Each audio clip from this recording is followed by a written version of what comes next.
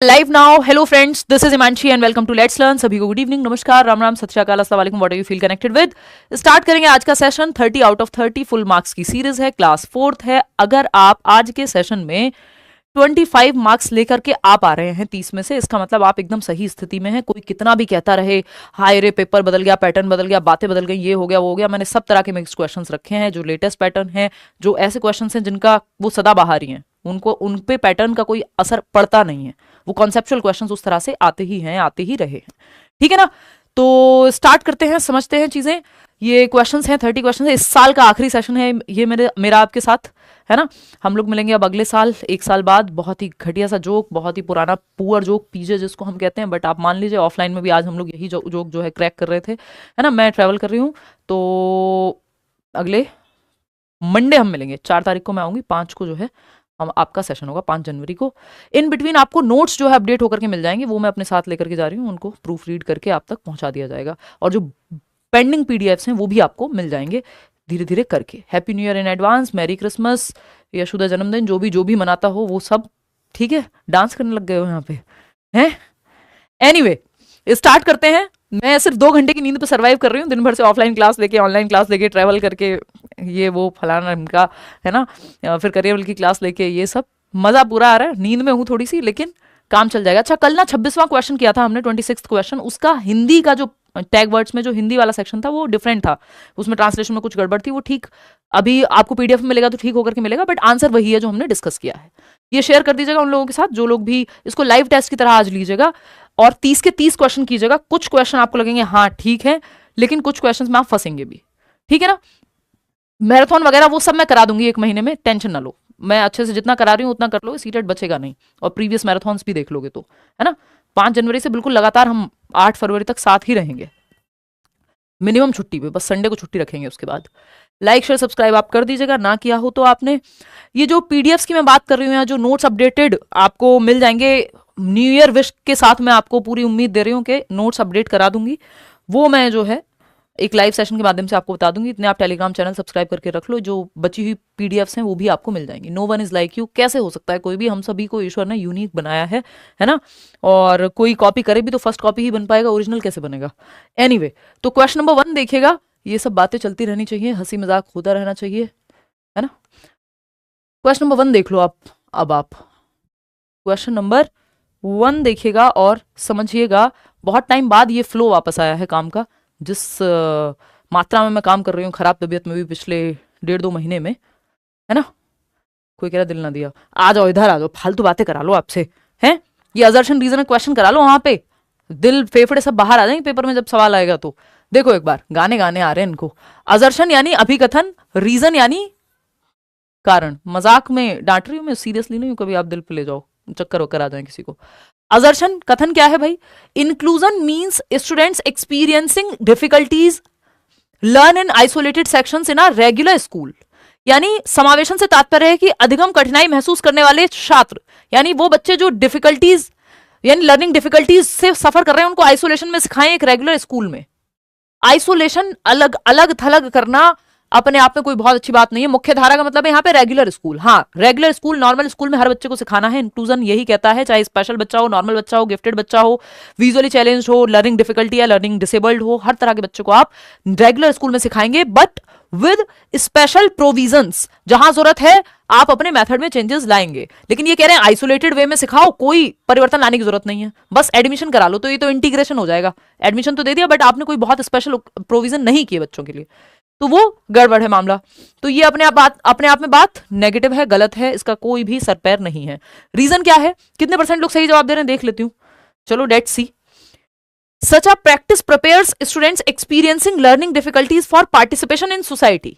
यानी इस प्रकार की जो प्रैक्टिस है, अगर आप अलग थलग उनको रखोगे, आइसोलेट करोगे, सेग्रीगेट करोगे, तो ये कठिनाई महसूस कर करके बच्चे पक्के हो जाएंगे, समाज में प्रतिभागिता के लिए तैयार हो जाएंगे। बकवास बात है एकदम, है ना। आपको इंक्लूजन के नाम पे बच्चे को टॉर्चर करने की जरूरत नहीं है। बोथ ANR आर फॉल्स, जो कि आप लोग यहाँ पे कितने लोग सही जवाब दे रहे हैं, 61%, 68 हो गया है। फिर अब बढ़ करके।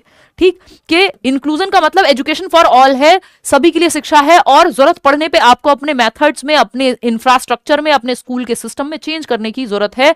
ना कि ये है कि बच्चे को बस आइसोलेशन में एडमिशन दिला दिया, अब बच्चा बैसाखी से आता है या व्हील चेयर से आता है और उसकी क्लास रख दी 3rd फ्लोर पे, ना आपके स्कूल में लिफ्ट है, ना आपके स्कूल में रैंप है।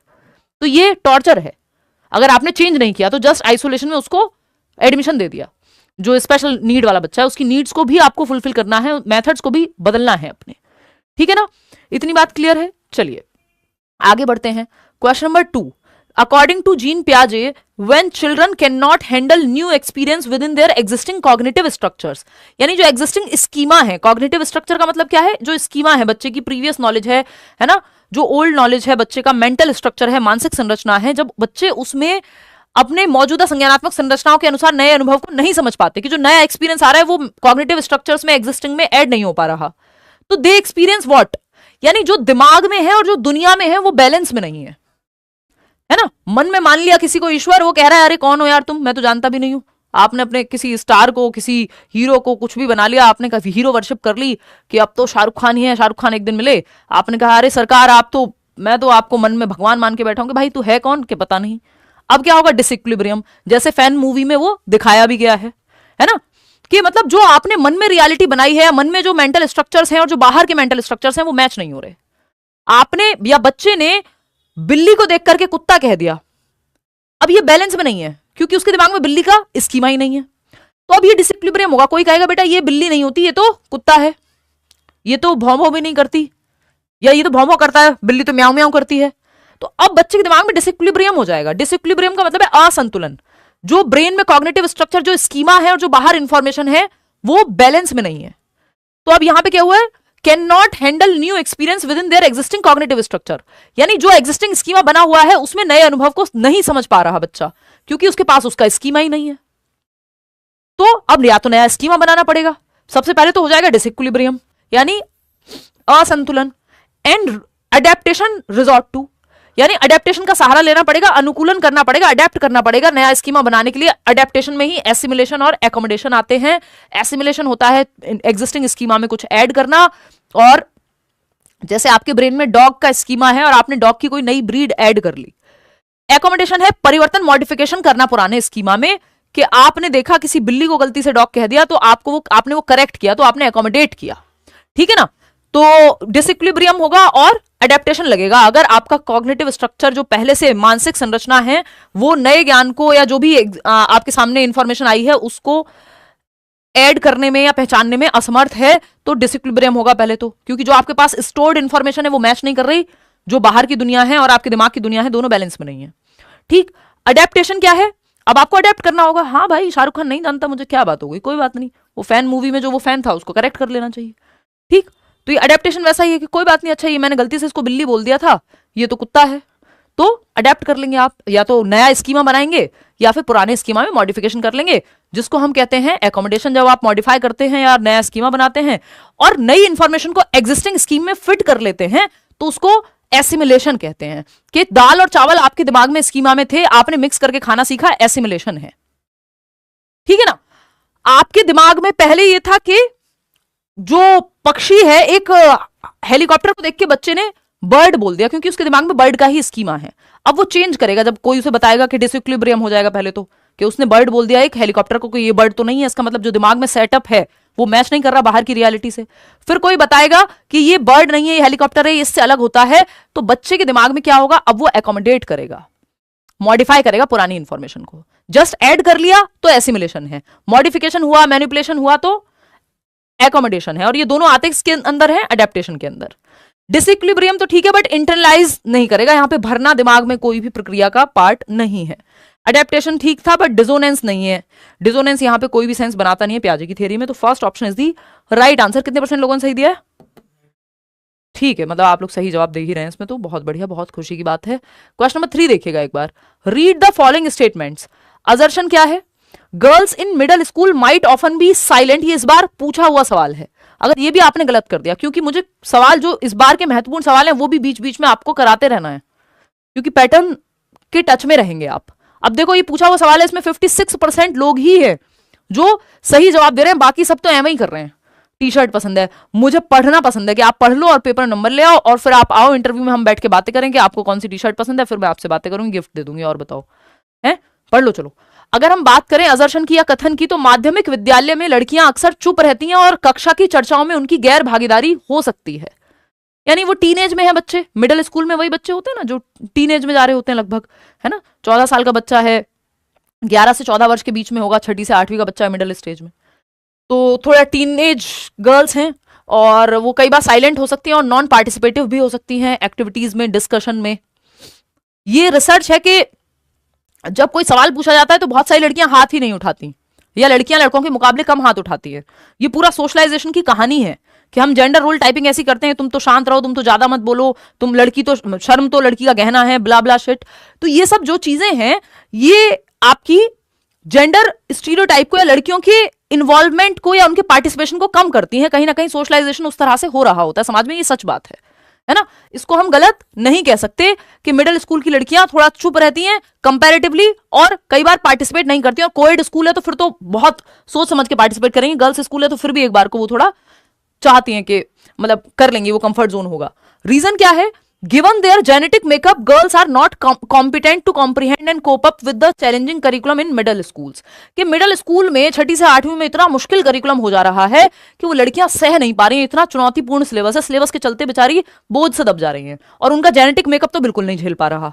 फालतू बात एकदम, कोई जेनेटिक मेकअप की प्रॉब्लम नहीं है, ये स्टीरियोटाइपिंग की प्रॉब्लम है ना। तो ये कहना तो एकदम गलत है। हाँ, ये बात सही है कि पार्टिसिपेशन लड़कियों का कम है कंपैरेटिवली लड़कों की तुलना में, उसका रीजन सामाजिक ज्यादा है, जेनेटिक नहीं है।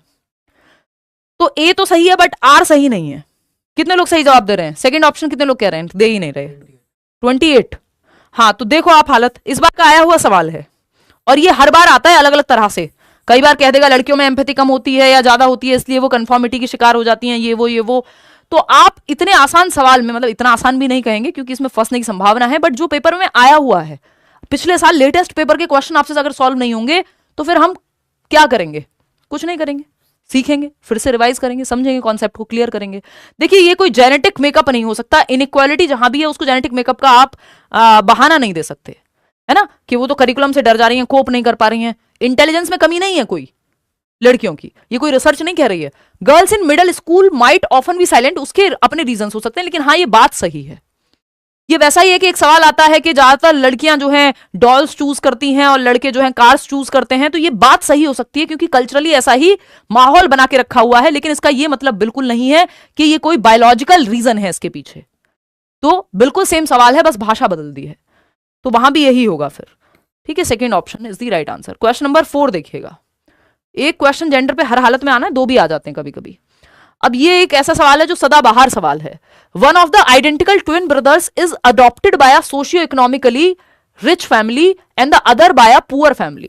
2 आइडेंटिकल ट्विन्स हुए। आइडेंटिकल यानी वो जुड़वा जिनकी शक्ल भी सेम है, सेक्स भी सेम है, यानी 2 भाई होंगे तो 2 भाई होंगे, 2 बहनें हैं तो 2 बहनें होंगी, और उसमें भी लगभग इनकी हेरिडिटी भी 0.89% यानी लगभग 90%, 89% के आसपास सेम होती है।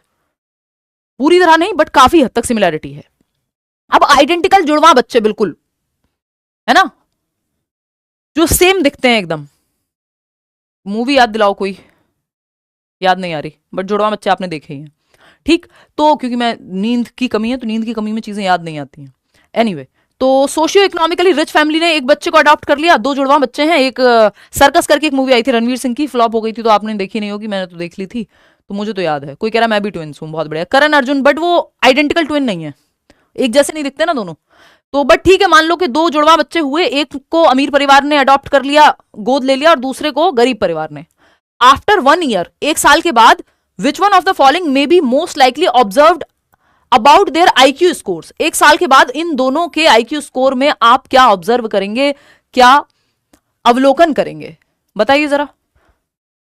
हाँ, सब गलत जवाब दे रहे हैं इसमें, 61% लोग गलत जवाब ही दे रहे हैं क्योंकि ये यही चला आ रहा है, हम इसको ऐसे ही देखते हुए आ रहे हैं। और प्रीवियस रिसर्चेस कहती भी यही थी, लेकिन जो न्यू रिसर्चेस हैं वो ये मानती हैं कि सोशियो इकोनॉमिक स्टेटस का अच्छा खासा प्रभाव आपके आईक्यू पे पड़ सकता है इन द लॉन्ग रन। यानी जिस समय जन्म हुआ है या बच्चा 2 साल का है तो मान लो 6 पॉइंट का अंतर है सोशियो इकोनॉमिक स्टेटस के कारण, या 2 बच्चों में नॉर्मल डिफरेंस है, वो कई गुना 3 गुना तक उसका इंपैक्ट लॉन्ग रन में पड़ सकता है। बहुत ज्यादा परिवर्तन ऐसा नहीं है कि आज आईक्यू क्योंकि ये दोनों बच्चे साथ में ही पैदा हुए हैं तो माँ बाप तो सेम ही है, तो उस केस में लेकिन लॉन्ग रन में डिफरेंस आएगा, 1 साल में नहीं आएगा। इन्होंने कहा 1 साल बाद आप कंपैरिजन करा लो। देखिए SES सोशियो इकोनॉमिक स्टेटस जिसको कहते हैं, इसका प्रभाव नई रिसर्चेस ये कहती हैं कि पड़ता है, सोशियो इकोनॉमिक स्टेटस का प्रभाव आईक्यू पे पड़ता है, क्योंकि इन बच्चों को जो रिच फैमिली में अडॉप्ट किया होगा वहां पे बेहतर एजुकेशनल एनवायरमेंट मिलेगा, स्ट्रेस कंपैरेटिवली कम होगा, क्योंकि खाने का रोना नहीं है वहां कि आज खाना मिलेगा कि नहीं मिलेगा। पिताजी शराब पी के आ रहे हैं, रोटी का पता नहीं है, माताजी घर में बर्तन मांज रही हैं, किसी तरह से काम चला रही हैं, है ना, तो स्ट्रगल्स ज्यादा हैं। अगर सोशियो इकोनॉमिक स्टेटस खराब है तो ज्यादा स्ट्रगल्स हैं, ज्यादा खराब माहौल मिलेगा, ज्यादा एजुकेशनल अपॉर्चुनिटीज नहीं मिल पाएंगी। कितनी तरह की क्लासेस अमीर लोग अपने बच्चों के लिए लगा दे रहे हैं, स्विमिंग भी करा रहे हैं, चेस में भी भेज रहे हैं, डांस भी करा रहे हैं, म्यूजिक भी सिखा रहे हैं, है ना, और स्कूल तो जा ही रहे हैं बच्चे, अच्छे स्कूल में जा रहे हैं, जरूरत पड़ने पर ट्यूशन भी लगा दे रहे हैं, समझ रहे हो। तो वो काम सोशियो इकोनॉमिकली पुअर जो फैमिली है वो नहीं कर पाएगी। तो the boy with rich socio economic family greater score करेगा नहीं, 1 साल में कोई अंतर नहीं आएगा, लॉन्ग रन में आएगा। Both of them will score equally, इसके साथ हम जाएंगे। पहले हम भी यही माना करते थे कि भैया ये तो जो है जो socio economic level does not affect the IQ score, कि आईक्यू पे बहुत ज्यादा प्रभाव नहीं पड़ेगा, बट लॉन्ग रन में पड़ जाएगा, कई पॉइंट्स का प्रभाव पड़ जाएगा। तो हम आज की डेट में इसके साथ नहीं जाएंगे। गरीब परिवार का लड़का जो है वो समृद्ध वाले को पीछे छोड़ देगा, ये वो फालतू बातें हैं, दोनों सेम स्कोर करेंगे 1 साल में, तो कुछ नहीं अंतर आएगा। क्वेश्चन नंबर 5 देखिएगा, क्वेश्चन नंबर 5 देखिएगा, ये क्या कहता है, which of the following would be the most appropriate way to encourage disadvantaged children. 1 number का क्वेश्चन आना ही है। अलाभान्वित या वंचित समूह वर्ग से आने वाले बच्चों की अगर हम बात कर रहे हैं तो कौन सा तरीका है जो उन्हें रोज स्कूल आने में प्रोत्साहन देगा, कि अलाभान्वित वर्ग से आने वाला बच्चा, वंचित समूह से आने वाला बच्चा, चाहे वो किसी भी जाति, धर्म, संप्रदाय के आधार पर वंचित हो, सामाजिक आर्थिक स्थिति के रूप में वंचित हो, पीछे हो, उसको आप स्कूल बुलाएं, वो भी स्कूल आए। अब ऐसा हो सकता है एक बच्चा ईडब्ल्यूएस कैटेगरी से स्कूल में एडमिशन लेके आया हुआ है, उसको एडमिशन तो मिल गया, बेचारी की शर्ट है जो बाकी बच्चों से हो सकता है बहुत खराब स्थिति में हो, उसका लंच बहुत पुराना सा दिखे, बाकी बच्चे उससे बात ना करना चाह रहे हो, मजाक उड़ा रहे हो उसका, अब वो रेगुलर स्कूल आना चाहेगा, नहीं आना चाहेगा। तो अब आपको ऐसा बच्चा जो डिसएडवांटेज पोजीशन पे है उसको स्कूल में लेकर के आना है, तो आप क्या करेंगे एज अ टीचर, है ना, पेइंग रुपीज, क्योंकि सिर्फ एडमिशन देने से काम नहीं चलेगा भाई। हम कहते हैं 25% सीट दे देंगे इकोनॉमिकली वीकर सेक्शन को प्राइवेट स्कूल्स में भी, आरटीई ये कहता है, बट उससे काम नहीं चलेगा, आपको इन्वॉल्व भी करना है ना बच्चे को, बाकी बच्चों का एटीट्यूड भी चेंज करना है, टीचर का एटीट्यूड भी चेंज करना है। पेइंग ₹5 पर डे टू अट्रैक्ट चिल्ड्रन, ये रिवॉर्ड पनिशमेंट से तो बच के रहना है, नेगेटिव पॉजिटिव वर्ड में हम ये बात एस्टेब्लिश कर चुके हैं, इससे कुछ होना नहीं है। ओपनिंग रेजिडेंशियल स्कूल्स, ये जवाब आप लोग 55% लोग सही दे रहे हैं कि वो बच्चे जो डिसएडवांटेज पोजीशन से आते हैं उनके लिए ये एक तरीका होता है, वन ऑफ द वेज में से, मतलब one of the many ways में से, कि आवासीय विद्यालय खोलना, जैसे कस्तूरबा गांधी KGB बोलते हैं ना, कस्तूरबा गांधी बालिका विद्यालय, या फिर आपके EMRS भी जो है डिसएडवांटेज या डेप्राइव्ड जो बच्चे हैं उन्हीं के लिए हैं एकलव्य मॉडल रेजिडेंशियल स्कूल्स। तो क्योंकि बच्चे रहेंगे ही वहीं और वो वहीं पे पढ़ेंगे, वहीं पे सोएंगे, तो वो बात सही है। हाँ, कॉन्ग्रेचुलेशंस। चलो, not allowing children to attend school may be made a legally punished offence, ये करने से नहीं होगा। A child collector employed by the school must bring children from homes every day, कि वो जाकर के बच्चे को कलेक्ट करने वाले की एक ड्यूटी लगाएं और वो लेकर के आए बच्चे को। इन सब ऑप्शंस में से सिर्फ सेकंड ऑप्शन ही ज्यादा बेहतर है बाकियों के मुकाबले, ठीक है ना। आवासीय विद्यालय होंगे तो इनकी उपस्थिति अपने आप बढ़ जाएगी, क्योंकि सब बच्चे वहां साथ रह रहे हैं, साथ पढ़ रहे हैं, साथ खा रहे हैं, खेल रहे हैं। क्वेश्चन नंबर 6 देखिएगा, और सुविधाएं भी जो है स्कूल की तरफ से मिल रही हैं। क्वेश्चन नंबर 6 देखिएगा, ये क्या कहता है, ध्यान से पढ़ना है इसको। The upscaling of performance in the scholastic areas on the basis of performance in co scholastic areas can be justified as, यानी अपस्केल कर दिया गया है, the upscaling of performance in the scholastic areas, यानी जो स्कोलास्टिक एरिया होते हैं शैक्षिक पक्ष, पढ़ने लिखने से संबंधित, एकेडमिक्स से संबंधित, जो सब्जेक्ट्स में आप नंबर ला रहे हैं उससे संबंधित, on the basis of performance in co scholastic areas. को स्कोलास्टिक एरिया क्या है, को करिकुलर एक्टिविटीज, स्पोर्ट्स हो सकता है, ड्राइंग हो सकता है, म्यूजिक हो सकता है, पेंटिंग हो सकता है, वॉटेवर। तो बच्चा है जो को स्कोलास्टिक एरिया में बहुत अच्छा कर रहा है, यानी सह शैक्षिक पक्ष को करिकुलर एक्टिविटीज में बड़ा अच्छा है, फुटबॉल बहुत अच्छी खेलता है ना, या विराट कोहली हैं जो क्रिकेट बहुत अच्छा खेल रहे हैं स्कूल में ही, तो टीचर्स ने प्रमोट करने का डिसाइड किया कि स्कोलास्टिक में भी इनको हम प्रमोट कर देंगे या अपस्केल कर देंगे या एक्सेलरेशन दे देंगे। ये बात कैसे जस्टिफाइड है, एक एरिया के बेसिस पे, कि इट एंश्योर्स यूनिवर्सल रिटेंशन, सार्वभौमिक प्रतिधारण, के बस इतना तो बेसिक मिनिमम कर दो सबको, वो बात नहीं चल रही। यहां पे एक एरिया में टैलेंटेड है बच्चा इसलिए दूसरे एरिया में अपस्केल कर रहे हैं। It develops respect for manual labour, नहीं।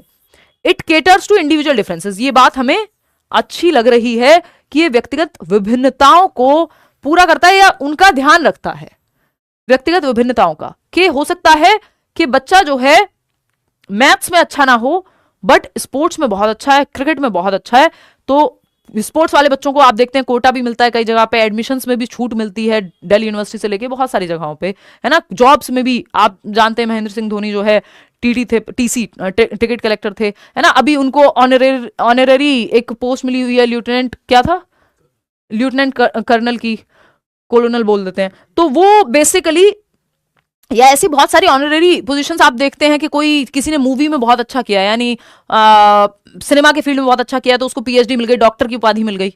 तो एक एरिया में कोई स्कॉलस्टिक में मान लो अच्छा किया है तो स्कॉलस्टिक में भी कोई पद या कुछ अपस्केलिंग दे दी गई है, क्योंकि इंडिविजुअल डिफरेंस का मामला है। व्यक्ति जो है, अब ऐसा थोड़ी है कि अगर सचिन तेंदुलकर 10वीं पास हैं तो वो जीनियस नहीं हुए, या कोई दुनिया की यूनिवर्सिटी उनको ये कहेगी, मना करेगी कि आप यहां मत पढ़ो, या फिर हमसे अगर कोई ऑनरेरी पोजीशन देनी है तो मना करेगी, नहीं करेगी, क्योंकि ये इंडिविजुअल डिफरेंस का मामला है। एक फील्ड में व्यक्ति ने एक्सेल किया है, बल्कि प्रेफरेंस मिलेगी ऐसे व्यक्ति को जिसने आउट ऑफ द बॉक्स कुछ किया हो। It follows the policy of compensatory discrimination की कोई यहां पे बात है नहीं है सच।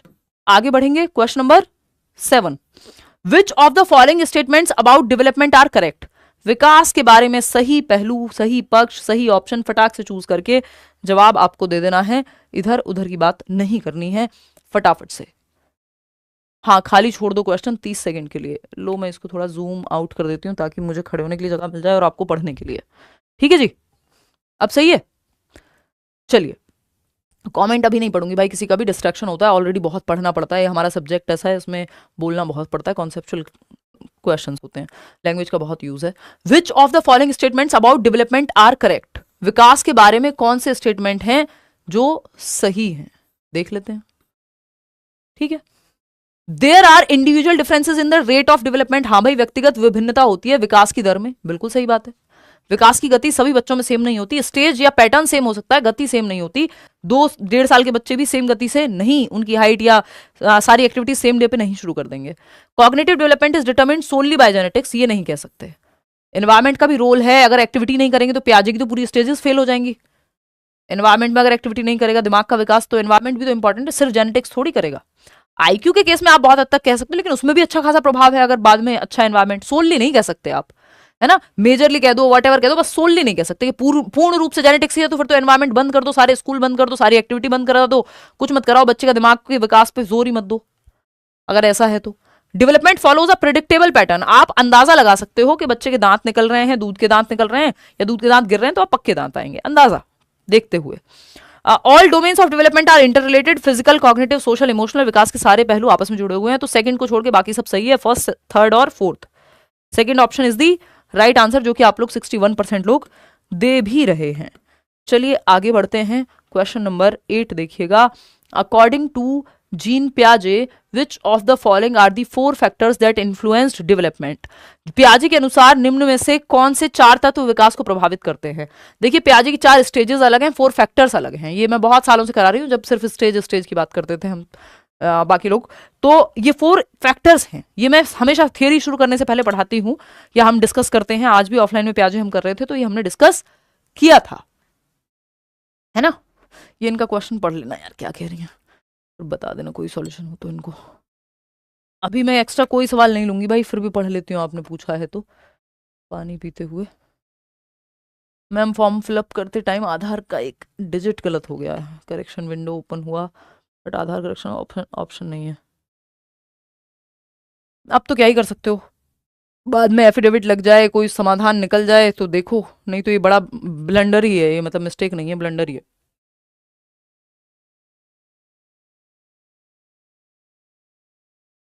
क्योंकि करेक्शन में भी ना वो बेसिक डिटेल्स चेंज करने का ऑप्शन देते नहीं है जनरली। चलिए समझते हैं। 71%। अकॉर्डिंग टू जीन पियाजे, which of the following are the 4 factors. कितने लोग दे रहे हैं फर्स्ट ऑप्शन। देखो इसकी सिंपल ट्रिक है, MESE, है ना। मैचुरेशन, यस, इसको हेरिडिटी भी कह सकते हो। Activity, maturation, M for maturation, E for experience, जिसको एक्टिविटी भी कह देते हैं कि बच्चा और सोशल एक्सपीरियंस, बच्चा सोशली भी अनुभव तो करेगा ही, और इक्विलिब्रेशन, ये 4 फैक्टर्स हैं जिनकी बात पियाजे करते हैं। ठीक है, लैंग्वेज इन 4 फैक्टर्स में नहीं है, कल्चर की बात तो कर ही नहीं रहे हैं, सोशल इंटरेक्शन की वो बात कर रहे हैं, लेकिन उतना महत्व नहीं दे रहे हैं जितना पियाजे वाइगॉत्स्की देते हैं। और ये इन्होंने बस 4 फैक्टर में ही बात की है, बाकी आपको कोई खास नजर नहीं आएगी। Positive and negative reinforcement, reinforcement की बात पियाजे वाइगॉत्स्की करेंगे ही नहीं। ऑब्जर्वेशन, अटेंशन, रिटेंशन, मेमोरी, ये सब तो फालतू बातें हो गई। ठीक है ना, मतलब ये यहाँ के कॉन्टेक्स्ट में नहीं है, दूसरी थियरी में आती है। क्वेश्चन नंबर 9 देखिएगा, और 4 स्टेजेस कौन सी हैं? SPCF, sensory motor, pre operational, concrete operational और फॉर्मल ऑपरेशनल। ये 4 फैक्टर्स हैं, मैचुरेशन, एक्सपीरियंस या एक्टिविटी कह लो, सोशल एक्सपीरियंस और इक्विलिब्रेशन, जिसमें अडेप्टेशन और ऑर्गेनाइजेशन आते हैं। अडेप्टेशन में एसिमुलेशन और एकोमोडेशन आता है। एनीवे, आते हैं assessment should be reported in such a manner. आकलन को कैसे सूचित करें या कैसे रिपोर्ट करें? क्या आपने असेस किया है बच्चे को? कराऊंगी यार हिंदी, हाँ, अपियरिंग स्टूडेंट्स सीटेट बिल्कुल दे सकते हैं, उसमें कोई भी दो राय है ही नहीं। एनसीटीई ने 2023 में ही आई थिंक वो क्लियर कर दिया, 23 या 21 में ही वो क्लियरिटी है उस पर। अगर आपको एक दिन भी हुआ है अपना डीएलएड, बीटीसी, बीएड करते हुए, तो आप सीटेट भर सकते हो, है ना। अब देखो इसमें सवाल फटाफट से सॉल्व करो, फिर बातें करना। Assessment should be reported in such a manner, कैसे रिपोर्ट करें असेसमेंट को, आकलन को? मूल्यांकन भी नहीं, आकलन कहिए उसको। मूल्यांकन होता है इवैल्यूएशन, वो इससे थोड़ा बड़ा है। असेसमेंट कंपैरेटिवली छोटी प्रोसेस है। It reflects what the students can not do, ऐसा कोई असेसमेंट नहीं है, ये कोई जजमेंट पास नहीं करना है आपको। It specifies the students performance in comparison to others, वो भी अपने आप में यहाँ पे ये नॉर्मेटिव या नॉर्म असेसमेंट की बात नहीं हो रही है, एनआरटी नॉर्म रेफरेंस टेस्ट की बात नहीं हो रही है। It details what and how the student has been learning, हाँ बच्चा कैसे सीख रहा है और क्या सीखा है उसने, ये आकलन में पता लगेगा आपको। कि आपने पोल में जवाब दिया तो पता लगेगा किस टॉपिक में कहां आपको समस्या आ रही है, आप पढ़ के गलत कहां समझ रहे हैं, जो इतने लोग गलत जवाब दे रहे हैं, हालांकि इसमें आपने ठीक जवाब दिया है। It describes the student with appropriate labels, labels लगाना, ठप्पा लगाना बच्चे को स्लो लर्नर या फास्ट लर्नर मार्क करना, वो गलत बात है। तो third option is the right answer, जो कि आप लोग ऑलरेडी दे रहे हैं, तो इस पर ज्यादा चर्चा करने की जरूरत हमको नहीं है। क्वेश्चन नंबर 10 देखिएगा, एनईपी पे क्वेश्चन जब ऑनलाइन पेपर हुआ था तो तब आए थे, तो अभी भी आ जाए तो कोई बहुत बड़ी बात नहीं है, तो आप पढ़ के जाइए, इसको जरूरी है। What should the holistic 360 degree multi dimensional report card, जो नेशनल एजुकेशन पॉलिसी में 360 डिग्री प्रोग्रेस कार्ड या रिपोर्ट कार्ड की बात हुई है, वो क्या प्रपोज करता है बताइए। कैप से याद रख सकते हो, CAP, फटाफट से बताओ। 58% लोग सेकेंड ऑप्शन दे रहे हैं जवाब में। देखिएगा, comparison of the student performance with the marks across the state, बाकी बच्चों से कंपेयर करना कोई भी बहुत अच्छा तरीका नहीं है असेसमेंट का, और इसको 360 डिग्री तो बिल्कुल नहीं कहेंगे। चहुमुखी आकलन की बात हो रही है। Progress of the learners in the cognitive, affective and psychomotor domain, बिल्कुल सही बात है, बच्चे के दिमाग, उसका दिल यानी इमोशंस जुड़े हुए हैं कि नहीं लर्निंग में, और साइकोमोटर यानी फिजिकल एक्टिविटी या hands on experience learning by doing करके वो सीख रहा है कि नहीं। इन तीनों पहलुओं को जब आप जोड़ करके एक रिपोर्ट कार्ड बनाएंगे तो उसको 360 डिग्री होलिस्टिक रिपोर्ट कार्ड कह रही है नेशनल एजुकेशन पॉलिसी, जिसको हैंड, हार्ट और हेड की शिक्षा भी कह रहे थे महात्मा गांधी। यानी बच्चे का दिमाग, जिसको कॉग्निशन कहते हैं, इमोशंस, अफेक्टिव डोमेन यानी बच्चे का दिल, इमोशंस जुड़े हुए हो लर्निंग में, और साइकोमोटर या हैंड जिसको कहते हैं फिजिकल एक्टिविटी करके भी वो सीख रहा हो, तो वो प्रोग्रेस कार्ड जो है 360 डिग्री हो जाएगा, यानी दिमाग, दिल और एक्टिविटी, शरीर सब शामिल है सीखने में। करेक्ट आइडेंटिफिकेशन, लेबलिंग अपने आप में नेगेटिव है, कल भी हमने डिस्कस किया था। Problem areas in the students comprehension that the parents need to work upon, बच्चे के पेरेंट्स को काम नहीं देते आप, पेरेंट्स में कमी नहीं निकालते आप, सिस्टम में देखते हैं। तो ये जो है सेकेंड ऑप्शन है यहाँ पे सिंपल जवाब। आगे बढ़ेंगे, क्वेश्चन नंबर 11 देखिएगा, लॉरेंस कोहलबर्ग की जब हम बात कर रहे हैं तो इनके बारे में कौन सा एक कथन है जो सही है, पोल में फटाक से जवाब देंगे। Did not refer to Piaget's theory of moral development, या फिर proposed 6 stages of moral development organised into 2 general levels, 3 general levels में इन्होंने ऑर्गेनाइज किया था, 3 लेवल हैं, 6 स्टेजेस हैं, तो ये तो हो गया देखो बिल्कुल गलत।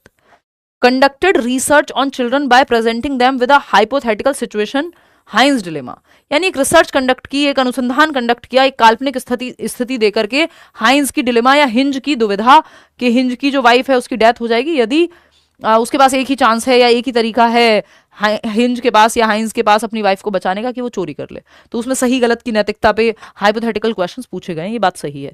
Argues that morality in girls and boys progress differently in the course of their cognitive development, तो ये तो इनका क्रिटिसिज्म है कि इन्होंने जेंडर बायस थियरी बनाई है, फीमेल्स किस तरह से सही और गलत को अप्रोच करती हैं उस पर ध्यान ही नहीं दिया, सिर्फ मेल सैंपल्स थे इनकी थियरी में।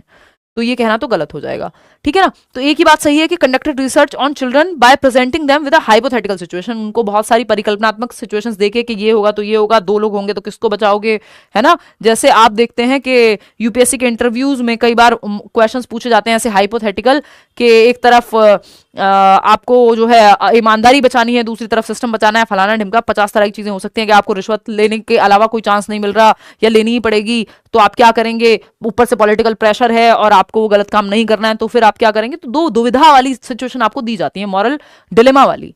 तो वही इन्होंने मॉरल डेवलपमेंट को चेक करने के लिए ऐसी मॉरल डिलेमा वाली बहुत सारी सिचुएशंस दी थी, जिसमें से हाइंज एक है, ठीक है ना। तो अगर हम देखें यहाँ पे did not refer to Piaget's theory of moral development, ये कहना गलत होगा, क्योंकि पियाजे की जो थियरी है मॉरल डेवलपमेंट की, उसको इन्होंने रेफरेंस बना करके अपनी एक नई थियरी दी थी। तो ऐसा तो नहीं कह सकते कि पियाजे को रेफर नहीं किया था। ये वैसा ही है कि अब मैं कहूंगी तो विवाद होगा, है ना, कि आप जो है हाइपोथेटिकल सिचुएशन दे ली। बहुत ज्यादा आज बोलने का मन नहीं है यार, बहुत थकी हुई, किसी और दिन बोलूंगी। देखो क्वेश्चन नंबर 12 देखिएगा, text book depiction of women with feminine traits such as nurturing, caring and emotional are an example of, यानी पाठ्य पुस्तकों में स्त्रियों का केवल नारीवादी विशेषताएं, कि जैसे जो हम फेमिनिन ट्रेट्स जिनको हम लेबल करते हैं, जैसे नर्चरिंग होना, केयरिंग होना और इमोशनल होना, कि बड़ी इमोशनल होती हैं, ये सब डिपिक्शन टेक्स्ट बुक्स में दिखाई जा रही है। कि जहां केयर की बात आ रही है, इमोशनल होने की बात आ रही है, तो माँ का कैरेक्टर ही ऐसा बना दिया कि वो तो बेचारी सेक्रीफाइस ही करेगी, उसका अपना कोई जीवन नहीं है, अपना कोई अस्तित्व नहीं है, अपना जीवन वो जिएगी नहीं, बस बच्चों के लिए जिएगी, है ना। और बच्चों की सारी जिम्मेदारी माता की ही है, उनको खिलाना पिलाना व्हाटएवर नर्चर करना। पिताजी का उसमें बस इतना ही रोल है कि वो पैसे कमा के लाते हैं। अब माता भी पैसे कमा के ला रही है, तो फिर पिताजी का क्या रोल बचा, खत्म करते हैं रोल? नहीं, उनको भी फेमिनिन ट्रेट्स और मस्कुलिन ट्रेट्स दोनों का बैलेंस है हर एक व्यक्ति, या होना चाहिए, जिसको हम एंडोगाइनस पर्सनैलिटी बोल रहे हैं, ठीक। तो यहां पे हम अगर सिर्फ डिपिक्शन दिखाएंगे किताबों में कि फेमिनिन ट्रेट्स तो वो होते हैं जो नर्चरिंग होती हैं, केयरिंग होती हैं, इमोशनल होती हैं, रोने लग जाएं छोटी सी बात पे, है ना, और सिर्फ महिलाएं ही रोती हैं, ये सब जेंडर बायस, जेंडर स्टीरियोटाइप की तरफ हमें लेकर के जा रहे हैं। ये डिपिक्शन सही नहीं है ना। Portrayal of इनेट abilities of women, ये तो इनेट एबिलिटी कोई बात ही नहीं है, इक्वालिटी इक्विटी तो कुछ नहीं है इसमें, क्योंकि पुरुष भी रो सकते हैं, केयरिंग हो सकते हैं, नर्चरिंग हो सकते हैं, है ना। क्वेश्चन नंबर 13 देखिएगा, ये क्या कहता है, critical thinking among students can be assessed by, यानी समालोचनात्मक चिंतन जिसकी बात 21वीं शताब्दी के कौशलों में इसको शामिल किया जाता है, 21st सेंचुरी स्किल्स में क्रिटिकल थिंकिंग को। तो इसका आकलन किस प्रकार किया जा सकता है कि बच्चे सोच रहे हैं, जहां बच्चे के दिमाग पे जोर पड़े, वो दिशाओं में सोचे, वही आंसर आपको इन चारों में से सही मिल जाएगा। सिर्फ रिकॉल एबिलिटी के बेटा याद करके बताओ नाउन की क्या डेफिनेशन होती है, इसमें कोई क्रिटिकल थिंकिंग नहीं है, बस आपका मेमोराइजेशन लगा है ना। फिर आता है एनालाइजिंग देयर इंटरप्रिटेशन स्किल्स, उनके विवेचनात्मक कौशलों की विश्लेषण के द्वारा आप पता लगा पाएंगे कितना बेहतर एनालिसिस करते हैं, सारे पहलुओं को खोल करके समझ पाते हैं। तो उससे समझ में आएगा जितना बेहतर एनालिसिस है जिस बच्चे का, तो क्रिटिकल थिंकिंग वो अच्छी कर पा रहा है, हर एक पहलू से किसी चीज को देख पा रहा है जो क्रिटिकल थिंकिंग में होता है, कि फैक्ट क्या है, ओपिनियन क्या है। मेजरिंग देयर स्पीड ऑफ कॉपिंग, कितने बढ़िया नकल करते हैं, एक्यूरेसी कितनी है स्पेलिंग की, तो हो सकता है बहुत शुद्ध लिखता हो वर्तनी, लेकिन दिमाग चलाने को कहें तो ना चलाता हो। सिर्फ सुंदर राइटिंग शुद्ध वर्तनी से क्रिटिकल थिंकिंग नहीं हो जाएगी, दिमाग पे जोर जब तक नहीं पड़ रहा, दिशाओं में नहीं सोच पा रहा, तब तक दिक्कत है। तो second option is the right answer. Question number 14 देखिएगा, ये क्या कहता है, in the light of contemporary theories of intelligence such as that of Howard Gardner which of the following statements is not correct.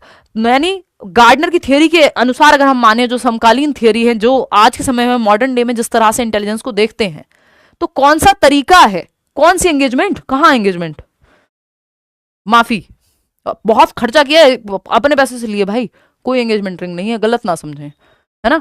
देखो बुद्धिमत्ता के समकालीन सिद्धांतों जैसे कि हार्वर्ड गार्डनर द्वारा दिए सिद्धांत के अनुसार बुद्धि के बारे में निम्नलिखित में से कौन सा कथन सही नहीं है? फूल भेजने लग गए हो, कमाल कर दियो। मतलब इंसान को अधिकार नहीं है अपनी कमाई से एक अंगूठी पहन ले, उसका मन हो तो। मैं वैसे ही नहीं पहनती हूँ, कंफर्टेबल नहीं होता है, ट्रैवल कर रही हूँ भूल जाऊंगी तो इसलिए पहन ली है। देखो एक बार अगर हम देखें यहाँ पे, तो in the light of contemporary theories of intelligence such as that of Howard Gardner, intelligence के बारे में कौन सी एक बात सही नहीं है? तो intelligence can be accurately predicted by administering standardise test, यही सही नहीं है कि टेस्ट के द्वारा आप इंटेलिजेंस को माप सकते हो, क्योंकि गार्डनर तो कह रहे हैं मल्टीपल तरीके से व्यक्ति इंटेलिजेंट हो सकता है, जरूरी नहीं टेस्ट से ही आप माप सको। वो म्यूजिक में इंटेलिजेंट हो सकता है, वो गार्डन यानी नेचर को समझने में इंटेलिजेंट हो सकता है, ठीक है ना। Intelligence comprises of several independent intelligences, जो कि 8 टाइप्स ऑफ इंटेलिजेंस की इन्होंने बात की भी है, ये सही है, लेकिन हमको गलत चाहिए, नॉट लिखा हुआ है है ना। Intelligence is a complex interplay of heredity और एनवायरमेंट का कॉम्प्लेक्स इंटरप्ले है, सही बात है। Intelligence can B nurtured by providing appropriate stimulating environment, अच्छा एनवायरमेंट मिलेगा, बुद्धि को बेहतर किया जा सकता है। तो फर्स्ट ऑप्शन है जो गलत है, और जो गलत है वही सही है क्योंकि पूछा ही गलत है, नॉट लिखा हुआ है। ठीक है, आगे बढ़ेंगे। क्वेश्चन नंबर 15 देखिएगा, क्वेश्चन नंबर 15 देखिएगा, what are the identifying characteristics of learners with dyslexia. यानी किसी बच्चे को यदि यदि पठन वैकल्य है, डिसलेक्सिया है, तो आइडेंटिफाइंग कैरेक्टरिस्टिक्स यानी उसकी विशेषता क्या होगी, कैसे पहचानोगे बच्चे को। भाई आप टीचर हो, आपको डिसलेक्सिक बच्चे की पहचान करनी है, कैसे पहचानोगे, बताओ फटाफट, जल्दी जल्दी बताओ।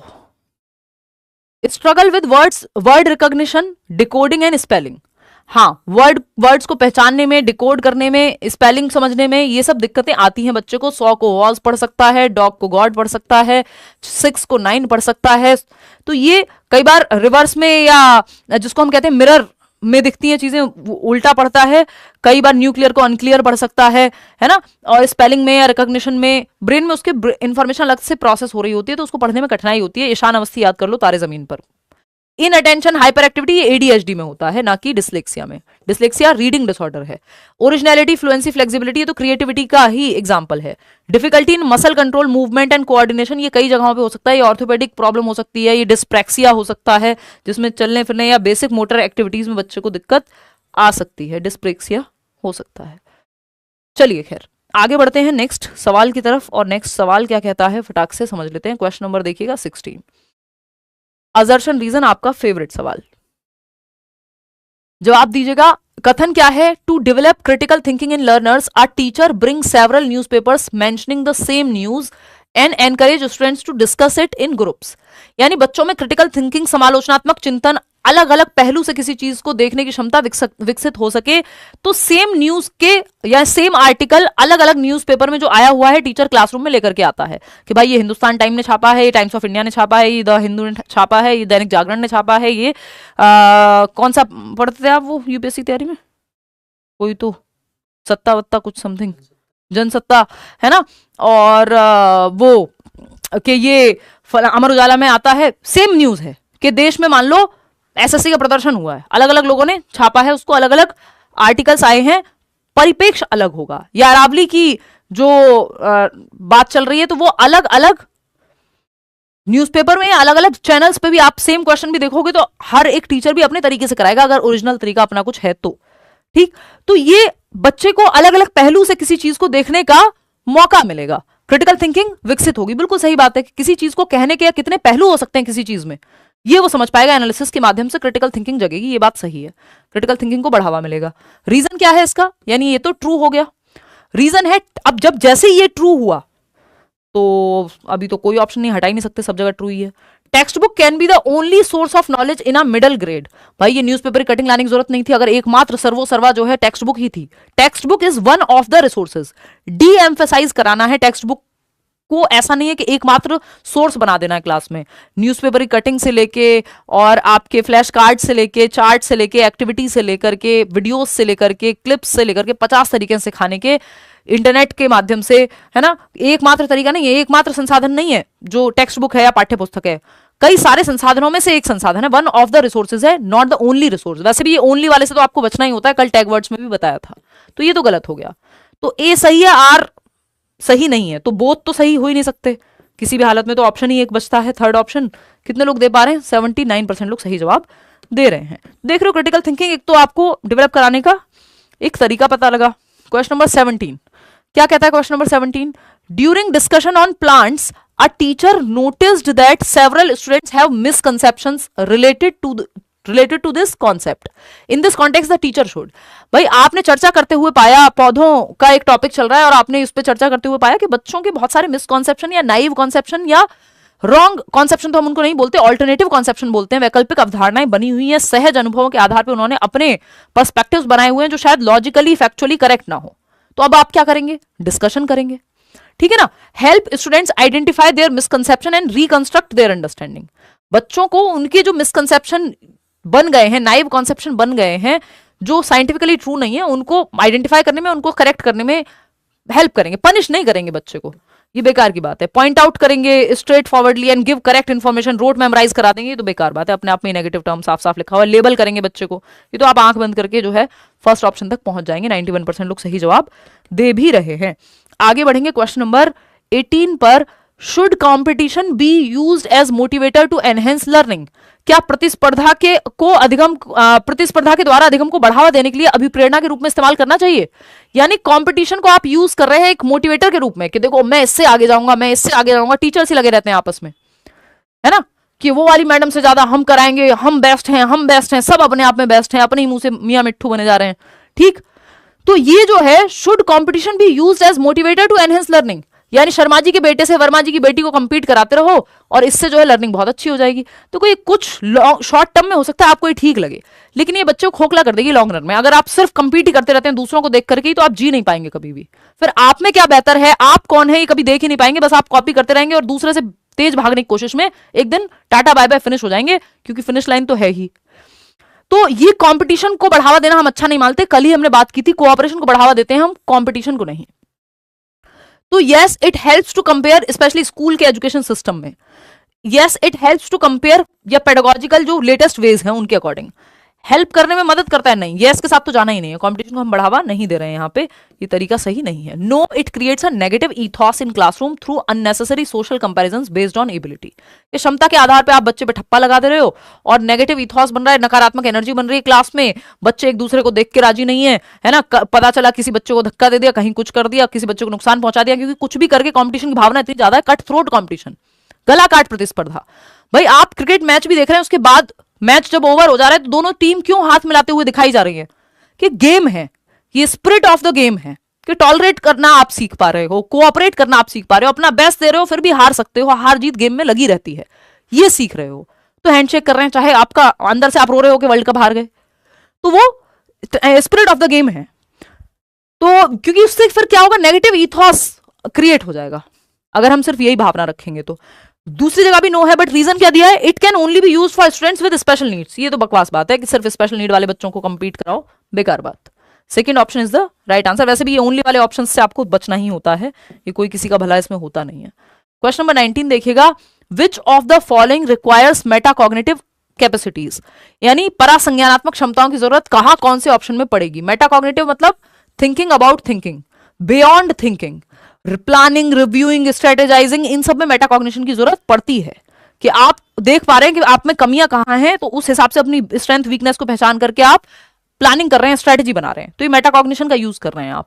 यानी थिंकिंग अबाउट थिंकिंग, थिंकिंग के भी एक स्टेप परे चले जा रहे हैं। Describing steps of an experiment, reflecting on, ये तो डिस्क्राइब करना है, इसमें तो कॉग्निशन लगेगा कि आपने व्याख्यान कर दिया, विवरण कर दिया। थिंकिंग अबाउट थिंकिंग, कोई एक्स्ट्रा लेवल ऑफ थिंकिंग लगी है इसमें? नहीं, थिंकिंग लगी है बस, जो कि कॉग्निशन का पार्ट है, रिफ्लेक्ट कॉग्निटिव एक्टिविटी है। Reflecting on one's own strategies of solving a problem, जैसे ही रिफ्लेक्ट करने की बात आएगी, प्लान करने की बात आएगी, रिव्यू करने की बात आएगी, स्ट्रेटेजाइज करने की बात आएगी, thinking about thinking, awareness about awareness, ये सब जो है अपनी स्ट्रेंथ को लेके, अपनी वीकनेस को लेके अवेयरनेस की बात आएगी, तो हम कहेंगे हाँ मेटाकॉग्निशन का इस्तेमाल यहां हो रहा है, जो कि 90% लोग सही जवाब दे रहे हैं। Repeating the prescribed procedure of a mathematical operation, repeat करने में कोई कॉग्निशन नहीं लग रहा है, ये तो रट्टाफिकेशन है। रिकॉल करना भी रट्टाफिकेशन है। तो सेकंड ऑप्शन ही एकमात्र सही उत्तर यहां बचता है। क्वेश्चन नंबर 20 देखिएगा, क्या कहता है भाई? 20वां सवाल फटाक से जवाब देंगे, बहुत आसान सवाल है। The development period in which internalised norms are questioned and the opinions of the peer group usually become more important than family is called what stage? यानी विकास की कौन सी अवधि है जहां आत्मसात मानकों पर प्रश्न उठाया जाता है, यानी इंटरनलाइज्ड नॉर्म्स, कि हमने मान लिया है भाई हमारे घर में तो ब्लैक गाड़ी नहीं लेते हैं, फॉर एग्जाम्पल, ऐसा नहीं है, तो मेरे एक दो दोस्त हैं जिनके यहाँ ये होता है, तो या किसी घर में पर्टिकुलर दिन को जो है कपड़े नहीं धुलते हैं, है ना, या फिर और 50 तरह की चीजें हो सकती हैं अलग अलग रिलीजन में, या जो भी नॉर्म्स चले आ रहे हैं उस समाज में, उनको जो इंटरनलाइज्ड नॉर्म्स है, बच्चा उनको क्वेश्चन कर रहा है कि यार ये क्यों है, इनका कोई मतलब भी है नहीं है, बस चले आ रहे हैं, है ना, कोई रीजन है इसके पीछे, कोई साइंटिफिक रीजन है कि बिल्ली रास्ता काट जाए तो नहीं जाना है आगे, बच्चा क्वेश्चन कर रहा है इनको। And the opinions of the peer group, जो उसके दोस्त हैं उनकी जो ओपिनियन है, उनका जो थॉट है, वो ज्यादा इंपॉर्टेंट हो जाता है परिवार से। वो परिवार से लड़ लेगा, दोस्तों की मानेगा, दोस्तों में रहना ज्यादा पसंद करेगा। सिंपल एडोलेसेंस है ये, फीलिंग ऑफ रिवोल्ट है, विद्रोह की भावना, है ना। एडोलेसेंस 12 से 18 और पीयर ग्रुप का तो एक्सट्रीम प्रभाव होता ही है, ठीक। तो ये एक बात हुई। आगे बढ़ेंगे, क्वेश्चन नंबर 21 देखिएगा और जवाब दीजिएगा फटाफट। अगर हम देखते हैं यहां तो ये क्या कहता है भाई, question number 21, seeing that their son Ravi was interested in reading and could read at the age of 3। Parents ने देखा रवि के कि उनका बच्चा रवि जो है 3 साल की उम्र में ही पढ़ना जो है शुरू कर चुका था और इंटरेस्टेड था रीडिंग में, किताबों को देख करके जल्दी पढ़ना शुरू कर दिया उसने। His parents got him a lot of books. अब ये देख करके बच्चे को प्रिडिक्ट किया उन्होंने कि यार ये तो इस फील्ड में अच्छा कर सकता है, तो पेरेंट्स जो है कई सारी बुक्स लेकर के आगे बच्चे के लिए, रीडिंग बुक्स होती हैं, बड़ी बड़ी पिक्चर्स होती है उनमें, है ना। Due to his parents encouragement Ravi's reading was way advanced as per his age. अब पेरेंट्स ने क्योंकि एनकरेज किया, बच्चों को देखा कि क्रिकेट बचपन में किसी ने देखा होगा विराट कोहली को खेलते हुए, तो एकेडमी ले गए। तो टैलेंट को देख के ये रिकॉग्नाइज कर पाना कि बच्चे में कोई क्षमता है, टैलेंट है, हेरिडेटरी है, कुछ हद तक नेचुरल टैलेंट है, अब उसको एनवायरमेंट भी वैसा ही दे रहे हो, तो ये तो अच्छी बात है। इससे क्या होगा, बच्चा बाकी अपनी उम्र के बच्चों से ज्यादा तेजी से पढ़ पा रहा है क्योंकि उसका इंटरेस्ट था उस तरफ और एनवायरमेंट भी अच्छा मिल गया। इट्स लाइक स्पोर्ट्समैन या स्पोर्ट्स पर्सन बोलना चाहिए। स्पोर्ट्स पर्सन की अगर हम बात कर रहे हैं तो स्पोर्ट्स पर्सन हैं दोनों माँ बाप किसी बच्ची के, और उनका जो बच्चा है, बेटा है या बेटी है, वो अगर उसको थोड़ा एनवायरमेंट अच्छा दिया जाए तो संभावना है, क्योंकि हेरिडिटी से उसके पास क्षमता है और एनवायरमेंट भी अच्छा मिल जाए तो बेहतर कर सकता है। Which principle of development can be inferred from the above example. अब इसका मतलब नहीं है हर एक स्पोर्ट में, फिर उसका इंटरेस्ट भी देखना पड़ेगा किस तरफ है, ठीक है ना। चलिए खैर, अब इस पे बढ़ेंगे आगे और समझेंगे कौन हर्ट हो गया ये। अच्छा, ये कहने से कुछ होता नहीं है पेन किलर, है ना। बहुत बार सिस्टम बदलने की आप कोशिश करते हो और इस चीज का तो कोई भी वो नहीं होता, क्योंकि अगर डेट एक्सटेंड हो गई है अब हम ये कह ही नहीं सकते कि भाई हमारा फॉर्म रह गया था, समझ रहे हो। देखिएगा, सिस्टम ऐसे चलता नहीं जैसे हम सोचते हैं। Which principle of development can be inferred from the above example. क्या, कौन सा प्रिंसिपल है, हेरिडिटी एंड एनवायरमेंट का। ये development is a result of interaction between heredity and environment. बच्चा जल्दी पढ़ने लग गया, दूसरों से तेज पढ़ रहा है अपनी उम्र के बच्चों से, यानी जो विकास की गति है या दर है वो ज्यादा हो गई, क्योंकि हेरिडिटी जो टैलेंट था उसके अंदर जो नेचुरल दिख रहा था और एनवायरमेंट भी अच्छी किताबें ला करके दे दी, तो ये हेरिडिटी एंड एनवायरमेंट दोनों वाला प्रिंसिपल है। क्वेश्चन नंबर 22 देखिएगा। 22वां सवाल क्या कहता है, which of the following statements about socialisation is correct. सामाजिकरण के बारे में कौन सा एक स्टेटमेंट सही है। 1 नंबर में क्वेश्चन आता है सामाजिकरण से। There is a uniform way of socialisation across cultures. Uniform कोई बहुत अच्छा चीज होती नहीं है, बस कपड़ों में ठीक होती है। Socialisation is a complex process in which several agencies influence children during various times in their life span. सामाजिकरण एक जटिल प्रक्रिया है जिसमें कई संस्थान बच्चों के जीवन में अलग अलग समय पे अलग अलग भूमिका निभाते हैं। बच्चों को सामाजिक नियम, कायदे, कानून, तौर तरीके सिखाने के लिए जब वो स्पोर्ट्स एकेडमी में जाता है तो वहां के तौर तरीके सीखता है, वो एनसीसी में जाता है तो वहां के तौर तरीके सीखता है, वो स्कूल में जाता है तो वहां के तौर तरीके सीखता है, नॉर्मल रिश्तेदारों में जाता है तो वहां के तौर तरीके सीखता है, दुनिया घूमता है तो वहां के तौर तरीके सीखता है, पहनावा सीखता है, खाना पसंद करता है, खाना खाता है, भाषा सीखता है। ये सब सामाजिकरण का ही पार्ट है। बहुत सारी एजेंसीज हैं जो अलग अलग तरह से बच्चे के सामाजिकरण को इन्फ्लुएंस करती हैं। एक कॉम्प्लेक्स प्रोसेस है, कोई सिंपल प्रोसेस नहीं है या लीनियर प्रोसेस नहीं है, ठीक है ना। थर्ड ऑप्शन क्या है, media and family are secondary agency. देखिए, फैमिली सेकेंडरी कभी नहीं हो सकती, मीडिया हो सकता है, तो ये गलत हो गया। Secondary socialization occurs first when the children learn their individual identity. ये फैमिली में होगा, जब इंडिविजुअल आइडेंटिटी सबसे पहले फैमिली वाला जो सोशलाइजेशन है वो पहले होगा, बाद में जो है सेकेंडरी सोशलाइजेशन होगा, तो ये भी गलत हो जाएगा। तो सेकंड ऑप्शन एकमात्र सही है। कितने लोग सेकंड ऑप्शन सही दे रहे हैं, फटाफट बताओ कितने। 85। चलो फिर तो कोई दिक्कत नहीं है, आप लोग सवाल सही कर ही दे रहे हो। मुझे लगता है थोड़ा और स्पीड में चलेंगे क्योंकि आप लोग जवाब तो दे ही दे रहे हो, और आज का हम थोड़ा टेस्ट के फॉर्म में भी ले जाने वाले थे। मेरा गला बोल चुका है सुबह से, बोल बोल के जवाब दे दिया है, काढ़ा वाड़ा पी के सब कर लिया। अब गला कह रहा है बेटा चुप हो जाओ, बहुत हो गया तुम्हारा, है ना। शादी कब कीजिएगा। अमन पढ़ लो, पढ़ाते हुए अच्छी लग रही हूँ, शादी कब कीजिएगा। फुर्सत नहीं मिल रही है छुट्टी पे जाने की, 9 सालों में पहली बार न्यू ईयर मनाने जा रही हूँ कहीं, है। शादी करा लो। देखो एक बार, विच वन ऑफ द, बहुत खुश दिख रहे हैं ना शादी करने वाले लोग आसपास। Which one of the following is an example of a fine motor skill. आपको पता है GS, gross motor skills, gross to fine जाते हैं, जीएफ सॉरी, गर्लफ्रेंड नहीं है ये आपकी, gross to fine motor skills ये सीक्वेंस रहता है। ग्रॉस मोटर बड़ी मांसपेशियां, आपकी आर्म्स की, आपकी लेग्स की मसल्स जो हॉपिंग यानी कूदने में इस्तेमाल होंगी, तो ये ग्रॉस मोटर स्किल का उदाहरण है। स्थूल गतिक कौशल, है ना। रनिंग, इसमें बड़ी मांसपेशियां आपकी टांगों की और आपकी हाथों की, बाहों की जो आपकी मांसपेशियां हैं वो यूज होंगी। क्लाइंबिंग, आप चढ़ाई कर रहे हैं, आप क्लाइंब कर रहे हैं, कोई पहाड़ पे चढ़ रहे हैं, तो ये भी ग्रॉस मोटर स्किल का ही उदाहरण है। लेकिन राइटिंग, आपकी हैंड आई कोऑर्डिनेशन या आपकी फिंगर्स और आई का कोऑर्डिनेशन जहां लगे, राइटिंग, ड्राइंग, पेंटिंग, स्केचिंग, है ना, सुई में धागा डालना, ये सब, आपके आईलाइनर लगाना, ये सब फाइन मोटर स्किल्स का उदाहरण है, क्योंकि छोटी मसल्स का कोऑर्डिनेशन चाहिए, आपकी आंखों की और आपके हाथों की मसल्स का कोऑर्डिनेशन चाहिए। बड़ी मांसपेशियों का जहां कोऑर्डिनेशन चाहिए उसको ग्रॉस मोटर कहते हैं। ये तो आप आंख बंद कर देखना कितने लोगों ने सही दिया है इसमें, तो 84। बहुत दुख की बात है यार, ये तो 100%, चलो मान लेते हैं गलती से भी टाइप हो जाता होगा, तो 95% लोगों तो कम से कम ये सही देना था। इससे आसान सवाल बन कहाँ रहा है दुनिया में, लड्डू क्वेश्चन था ये, लेकिन आता है एक नंबर में अलग अलग तरीके से। क्वेश्चन नंबर 24 देखिएगा, ये क्या कहता है, in a socio constructivist classroom what all would be a source of knowledge. एक सामाजिक संरचनावादी कक्षा में, जो वाइगॉत्स्की की कक्षा होगी, जहां बच्चे ग्रुप में सीख रहे होंगे, कुछ इंटरेक्शन करके सीख रहे होंगे, समाज के साथ इंटरेक्शन में सीख रहे होंगे, है ना।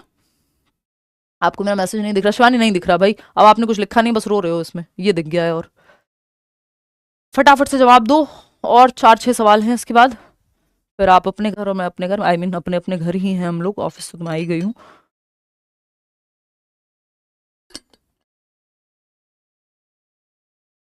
मैम सुपर टेट का बैच, सुपर टेट पे फाइनल न्यूज आने दो, अभी वो एग्जैक्ट न्यूज है भी नहीं, अलग अलग न्यूज़पेपर्स अलग अलग बातें छापे जा रहे हैं, तो अभी उसको आने तो दो, पहले सिलेबस निकालने दो ना, यूपी टेट का कुछ आते पते हैं, ठीक है ना। देखिए, तो socio constructivist classroom what all would be a source of knowledge, जहां बच्चे ग्रुप में एक्टिव होंगे या समाज के साथ जुड़े होंगे, सिंपल बात, ग्रुप में एक्टिव नहीं भी होंगे तो समाज के साथ किसी ना किसी तरह से सक्रिय होंगे, इंटरेक्शन में होंगे, न्यूज़पेपर्स के माध्यम से, हाँ भाई आपको पता चलता है आसपास क्या चल रहा है, पीयर्स यानी आपके साथी समूह ग्रुप के माध्यम से, यस, टेक्स्ट बुक के माध्यम से भी आपको अलग अलग चीजें पता चलती हैं देश दुनिया में क्या हो रहा है, फोक टेल्स जो आपकी लोक कथाएं हैं, कितनी सारी कहानियां हैं जो चलती हैं, तो उनसे भी आपको समाज के बारे में पता लगता है, और इंटरेक्शन कर रहे हैं, दादी नानी से आप कहानी सुन रहे हैं, तो सोशल इंटरेक्शन भी हो रहा है, ठीक है। न्यूज़पेपर से डायरेक्ट वन वे ना, मतलब ऐसा नहीं है कि 2 वे हो रहा होगा रियल टाइम में, बट इंटरेक्शन तो हो रहा है, दुनिया की खबर तो आपको मिल रही है, चीजें तो आप जान रहे हैं, ऐसी टेक्स्ट बुक या फोक टेल से भी मिल रही है। तो first, second, third, fourth option is the right answer, 72% लोग सही जवाब दे रहे हैं। सोशियो कंस्ट्रक्टिविज्म का मतलब ये नहीं कि हर टाइम ग्रुप में मिलेंगे बच्चे, किसी भी ऑप्शन को आप नकार नहीं सकते हो ना, है तो चारों ही positive. A student is likely to experience dash when attribution for success is considered internal and dash when attribution for failure is considered external। ये जवाब अगर आप लोग 70% लोग भी सही दे देंगे तो मैं मान जाऊंगी आप लोगों को कि हाँ आपकी तैयारी सही दिशा में जा रही है। क्वेश्चन मुश्किल नहीं है, पढ़ के बस सही तरीके से जवाब देना मुश्किल है, मुश्किल भी नहीं है, मतलब उसमें आप थोड़ा पैनिक कर जाते हैं। सिर्फ 51% लोग कह रहे हैं और वो भी गलत कह रहे हैं। दिखाना इसका रेशो, मैं देखती हूँ, रुको। तो अगर मैं देखूं यहां, तो सही जवाब देने वालों की जो संख्या है वो है सिर्फ 36%। वो भी तब बदल रहे हो आप लोग ग्रेड के जैसे जब मैंने कह दिया कि गलत दे रहे हो। 53% लोग जवाब देख रहे हो, तुक्के लगा रहे हो। A student is likely to experience dash when attribution for success, यानी उसकी जीत का जो श्रेय है वो आप इंटरनली आरोपित कर रहे हो कि यार तुमने बहुत मेहनत की इसलिए तुम जीते हो, तो प्राइड महसूस होगा, बच्चे को गर्व की भावना आएगी, हाँ यार मेहनत की और जीते हैं, तो प्राइड की भावना आएगी।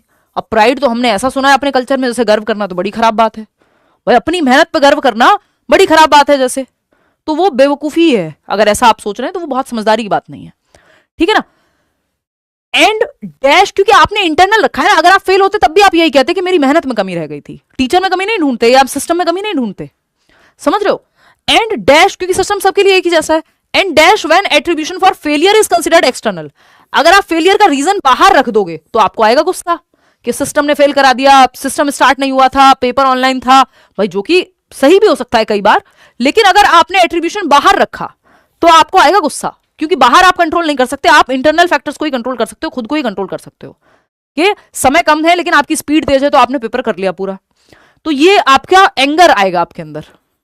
अगर आपने फेलियर को बाहर डायरेक्ट कर दिया और जो सक्सेस है उसको इंटरनली कि मेरी मेहनत से हुआ है तो आपको गर्व महसूस होगा, और अगर फेलियर को आपने बाहर डाल दिया तो आपको क्रोध आएगा, क्योंकि फिर दुनिया की वजह से फेल हुए हो, आप जीते हो तो अपनी वजह से जीते हो, तो ये प्राइड और एंगर का गेम चलेगा। अगर यहां पे आपने इंटरनल डाला होता फेलियर को भी तो हो सकता है आप शेम महसूस कर रहे होते या एंग्जाइटी महसूस कर रहे होते, तो एक ही कॉम्बिनेशन है जो यहाँ सही बचता है। तो ये पॉजिटिव और नेगेटिव इमोशंस का खेल है कि जैसे आप सोचते हैं उस तरह से आपके इमोशंस, फिर जो थिंकिंग है, कॉग्निशन है आपका, वो इमोशंस को प्रभावित करता है।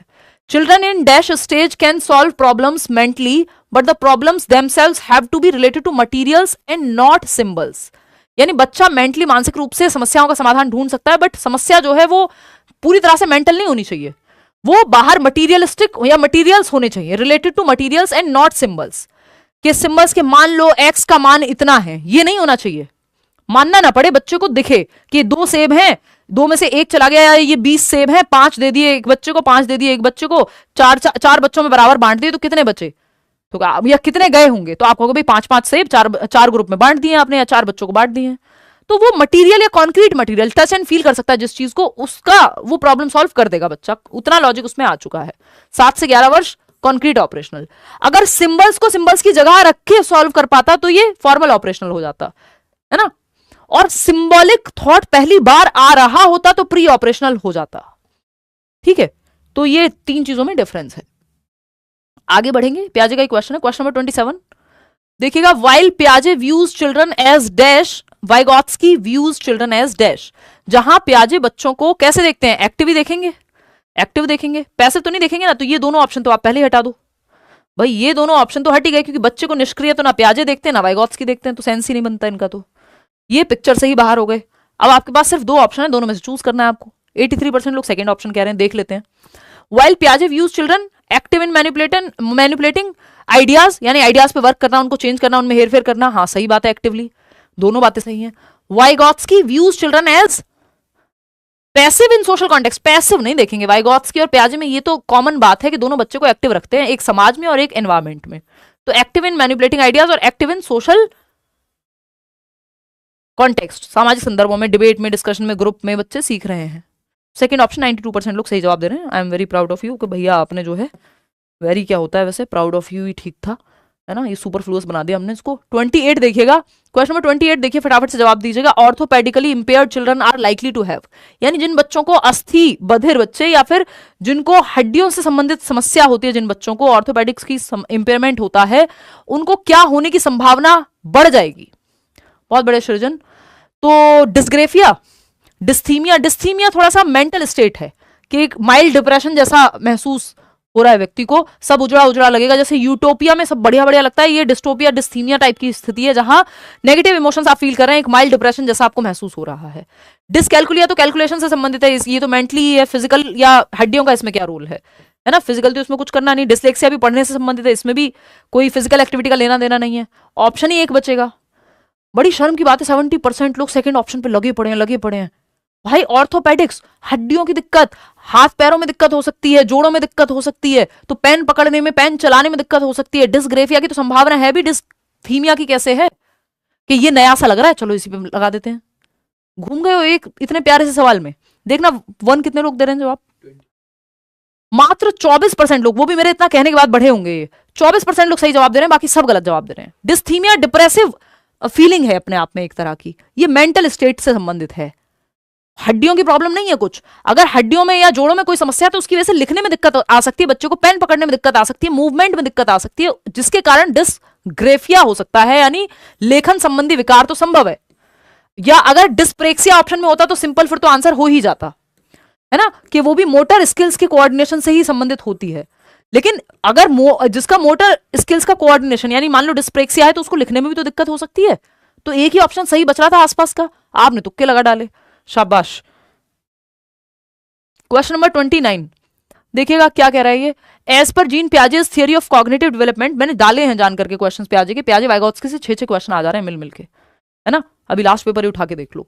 As per Jean Piaget's theory of cognitive development at which stage do most children clearly understand past, present and future.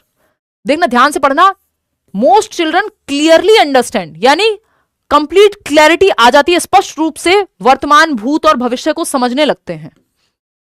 यानी कल जो गया है, जाने वाला कल, पास्ट वाला, भूतकाल वाला कल, आने वाला कल, भविष्य, और जो प्रेजेंट में आज है यानी वर्तमान, इन तीनों की क्लियर कट समझ बच्चे में आ जाती है। किस स्टेज में? शाबाश, बहुत बढ़िया, 57% लोग गलत जवाब दे रहे हैं। जरा मैं एक बार देख लेती हूं कि आप लोग, इतना बेसिक सवाल है ये, और 30% लोग ही सही जवाब दे रहे हैं, बाकी सब गड्ढे में है इस समय। अभी के लिए ठीक कर लेंगे, निकाल लेंगे गड्ढे से, कोई बात नहीं, इसीलिए पढ़ रहे हैं, असेसमेंट फॉर लर्निंग हो रहा है। यानी 56% लोग कह रहे हैं कि आंसर जो है ये होगा। कितना, 20% कितना है कॉन्क्रीट ऑपरेशनल? 30%। अब 32% है, ये स्थिति जो है यहां है। मतलब सही जवाब इसका कॉन्क्रीट ऑपरेशनल है, फॉर्मल नहीं है। बाकी सबकी तो काउंटिंग ही क्या करें।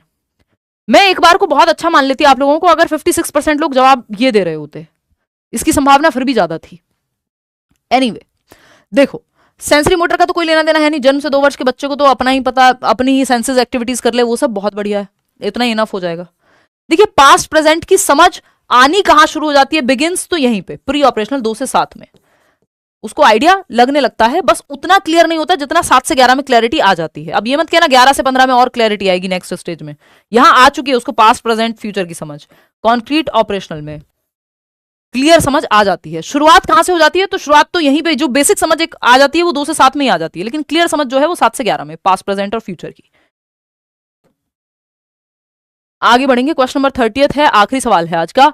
अडोलेसेंट्स में एक्सपीरियंस, यानी किशोर अनुभव कर सकते हैं डैश। तभी मैंने कहा था आज 25 नंबर ले आए तो धुरंधर ही हो फिर आप। अडोलेसेंट्स में एक्सपीरियंस मतलब इतना भी कोई मुश्किल नहीं है, बट जैसी हरकतें आप कर दे रहे हो तो कहीं ना कहीं 5 गलतियां कर दोगे, है ना। अडोलेसेंट्स में एक्सपीरियंस यानी किशोर अनुभव करते हैं, 12 से 18 वर्ष के जो बच्चे हैं क्या अनुभव करते हैं, feeling of satiation about life, यानी भर गया, तृप्ति हो गई। मुझे होता है कभी कभी, होना नहीं चाहिए वैसे इस एज में, बट होता है बिकॉज ऑफ सेवरल फैक्टर्स। हो भी सकता है, मतलब होना नहीं चाहिए भी नहीं कह सकते, क्योंकि जो भी मैस्लो के हायरार्की में नीड्स के स्तर हैं काफी हद तक सेटल्ड ही हैं, तो ऐसा लग सकता है कि जीवन के बारे में तृप्ति की भावना, हालांकि भूख रहनी चाहिए, बट ऐसा 12 से 18 में तो नहीं होगा। उसको तो गाड़ी भी लेनी है, बंगला भी लेना है, दोस्तों के साथ फॉरेन ट्रिप पे भी जाना है, सब करना है। 12 से 18 वाले को तो टीनेजर है वो, तो उसको तो नेता भी बनना है, अभी तो करियर में क्या करना है यही नहीं पता, तो तृप्ति कहां से आ गई, है ना। तृप्ति डिमरी की बात नहीं कर रहे हैं, एनिमल मूवी मत चले जाइएगा प्लीज। तृप्ति से मतलब यहां सेसिएशन से है, यानी भर गया मन, ठीक है ना। तो ये फीलिंग ऑफ सेसिएशन अबाउट लाइफ ये इस उम्र में नहीं आती, ये कहीं बुढ़ापे में जाकर के आएगी। आपने बहुत कुछ अचीव कर लिया है, आप क्वेश्चनिंग कर रहे हैं, बहुत सेल्फ एक्चुअलाइजेशन के पथ पे चल रहे हैं, तब ऐसा लगे तो समझ में आता है। Anxiety and concern about themselves, ये तो बेचारे अभी यही हैं। आइडेंटिटी क्राइसिस है, मैं करूंगा क्या, मैं हूं कौन, मुझे लोग बड़ा समझ रहे हैं, बच्चा समझ रहे हैं, मुझे आइडेंटिटी क्या होगी, मेरी करियर क्या परस्यू करूंगा, है ना, प्रेम कहां होगा, ये सब बातों में वो तो अभी है। अपने बारे में चिंता है, खुद से निकले तो सोचे ना। Feeling of fear about since committed in childhood, बचपन में किए गए पापों के प्रति भय की भावना, बकवास बात है एकदम, ये बाबा बंगाली टाइप बात है, इससे दूर रहें, इसका यहाँ एक्चुअल रियलिटी से कोई संबंध नहीं है। फिर आता है फीलिंग ऑफ सेल्फ एक्चुअलाइजेशन, इसके लिए अभी बहुत पापड़ बेलने हैं। अभी तो बच्चे को अपना पर्पस नहीं पता, वो किस चीज में अच्छा है, किस फील्ड में जाएगा, क्या सच क्या झूठ, है ना। वो जो बाकी की स्टेजेस हैं, फिजियोलॉजिकल नीड्स बहुत हद तक पूरी नहीं हुई है, रोटी कपड़ा मकान, पिताजी अगर घर से निकाल दें या माताजी, तो पता नहीं है कि 4 दिन बाबू सोना कहाँ कहेंगे। वो तो फिजियोलॉजिकल नीड्स पिताजी ने पूरी की हुई हैं, तो सेल्फ एक्चुअलाइजेशन तो अभी, या माताजी ने पूरी की हुई है, तो सेल्फ एक्चुअलाइजेशन तो अभी बहुत दूर है। तो आपकी जो सेल्फ एक्चुअलाइजेशन है वो तो हाईएस्ट लेवल है कि आप पर्पस तलाश रहे हैं, आपका हाईएस्ट पोटेंशियल क्या हो सकता है वो आप कर रहे हैं, दुनिया घूम रहे हैं, मतलब जानना चाह रहे हैं खुद को। तो अगर हम देखें फिजियोलॉजिकल नीड्स या सेफ्टी नीड्स, फिर लव एंड बिलोंगिंगनेस की नीड्स, फिर सेल्फ एस्टीम की, समाज में थोड़ी इज्जत चाहिए, फिर कहीं सेल्फ एक्चुअलाइजेशन जाकर के आएगा कि आपके सेफ्टी वेफ्टी हो गई, 4 पैसे कमा लिए, इज्जत कमा ली, सब कर लिया, अब क्या है, ठीक है ना। इसमें तो गलती कर दे रहे हो, लेंदी तो छोड़ ही दो। Anxiety and concern about themselves, बच्चे जो हैं अपने ही करियर को लेकर के एंग्शियस हैं। आउट ऑफ 30 क्वेश्चंस कितने क्वेश्चंस आपने ठीक किए ये आप बताइएगा। और ये पीडीएफ जितनी भी पेंडिंग है पिछले 4 सेशंस की, और भी टैग वर्ड वाली, असर्शन रीजन वाली, ये एक एक करके आपको कल परसों में देखने को मिल जाएंगी। कल तो नहीं, परसों में देखने को मिल जाएंगी, कल भी मैं ट्राई करूंगी वैसे, ठीक है ना। तो अब हम सीधा मिलेंगे अगले साल 5 तारीख को, 4 को मैं आ जाऊंगी, हो सकता है 4 को भी सेशन लगा दूं, बट अगर मैं थकी हुई रही तो 5 को लाऊंगी, मंडे है 5 को, ठीक है ना। तो 8-9 दिन के लिए हम लोग नहीं मिल रहे हैं, मतलब ऑलमोस्ट 10 डेज। तो ये एक बात हुई, आउट ऑफ 30 क्वेश्चंस कितने ठीक हुए, इतने आप previous sessions, previous marathon sessions, notes ये सब पढ़ सकते हो। और न्यू ईयर पे मैं एक बार लाइव आपके नोट्स जो सीडीपी के फ्री नोट्स हैं वो अपडेट करा दूंगी, वो मैं थोड़ा प्रूफ रीड भी कर लूंगी, तो आप तक वो पहुंच जाएंगे, ठीक है ना। वो मैं अनाउंस कर दूंगी टेलीग्राम चैनल पे। कितने क्वेश्चंस आपके ठीक हुए वो आप कमेंट्स में बता दीजिएगा। 27, 30 में से 30 भी आए हैं, वाह। 24, 16, बहुत बढ़िया, ऑनेस्टली ही लिखना है। Happy new year in advance, merry Christmas.